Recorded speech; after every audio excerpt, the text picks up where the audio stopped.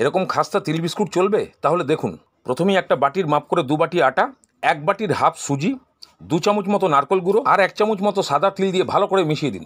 তারপরে 2 চামচ তেল দিয়ে ভালো করে ময়াম দিয়ে দিন। যখন দেখবেন হাতে মুঠ করলে এরকম আটকে যাচ্ছে, তখন ময়াম রেডি।